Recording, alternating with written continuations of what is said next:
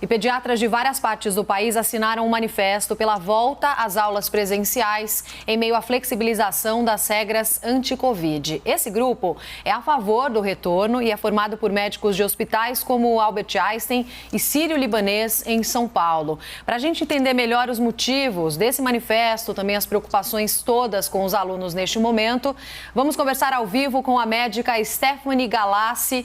Olá, doutora, bom dia para você.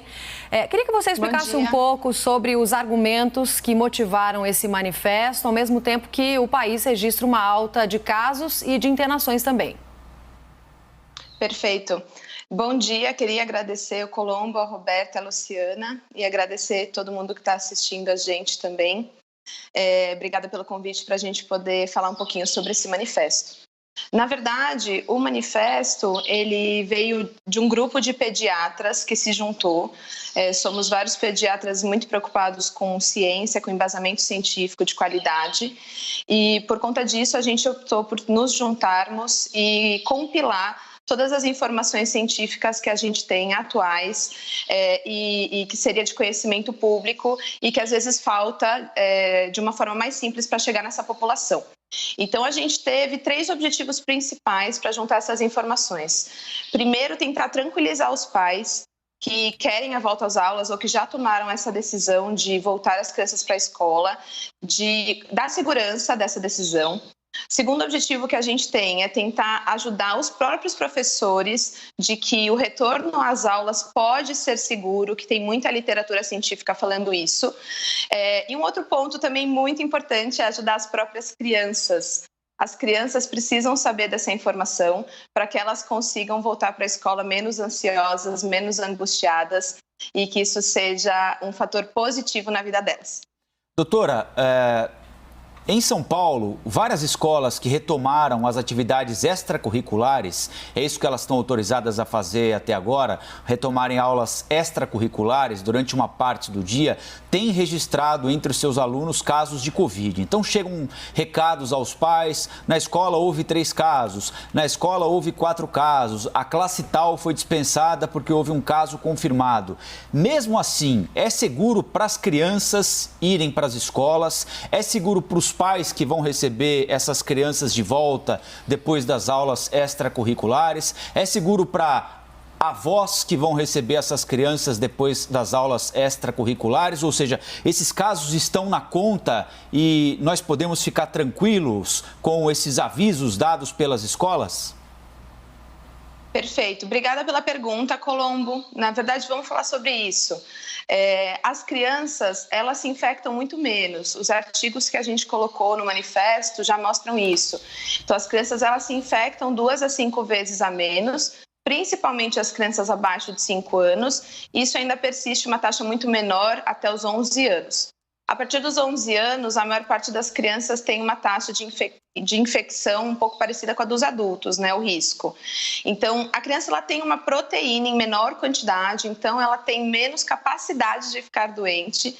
Isso é um benefício para os pediatras, porque sempre as doenças respiratórias costumam atacar, afetar muito mais as crianças, né? Então, isso realmente a gente viu que é muito diferente do que a gente imaginava assim que o surto começou.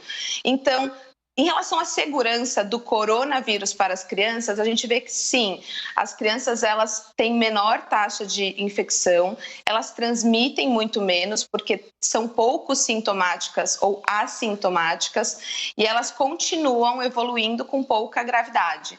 A maior parte dos casos é leve ou assintomático, como eu acabei de comentar.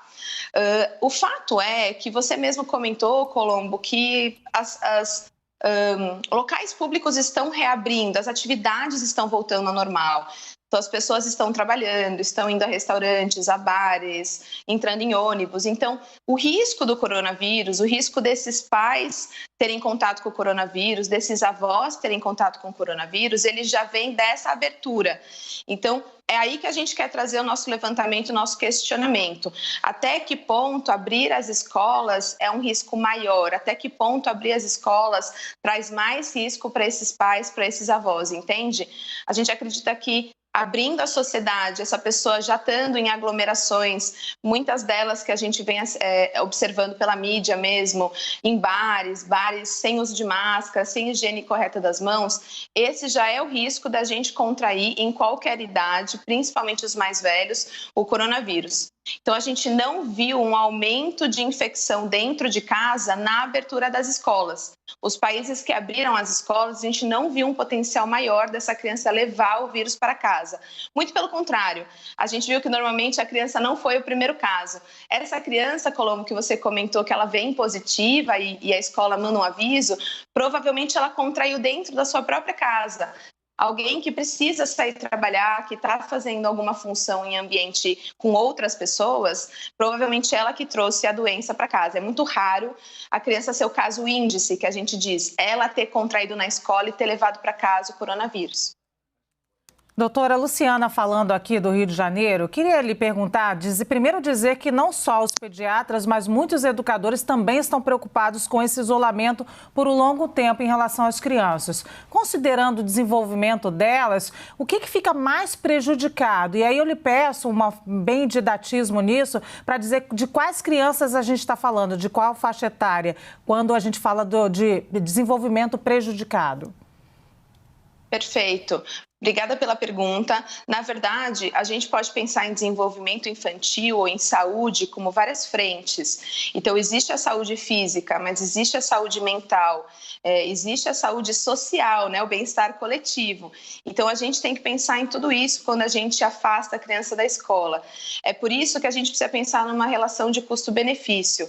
Só complementando um pouco a parte da segurança, na escola a gente sempre trabalhou com essa balança, entende, Luciana? A gente sempre trabalhou com o risco de alguma doença viral e o benefício para a criança. Então, algo que a gente cita no manifesto é que no surto de influenza, por exemplo, a gente tinha um risco muito grande para essas crianças, porque elas realmente adoecem com maior gravidade de gripe do que de coronavírus. A gente também tem gravidade de gripe em adultos, jovens e em idosos, e a escola não fechou por conta disso. Então, isso que a gente tem que entender, né? Qual que é a relação de custo-benefício que a gente coloca na escola? E essa relação de custo e benefício, o benefício vem dessa parte de desenvolvimento, vem do aprendizado, vem da socialização, vem da segurança da criança estar na escola. A gente se questiona muito, agora que tudo abriu, onde estão e com quem estão essas crianças enquanto os pais precisam sair trabalhar. Sim. Quem está cuidando dessas crianças? Doutora Stephanie Galassi, médica pediatra, muito obrigado pela entrevista aqui para a CNN. Até uma próxima, hein? Obrigada, Colombo.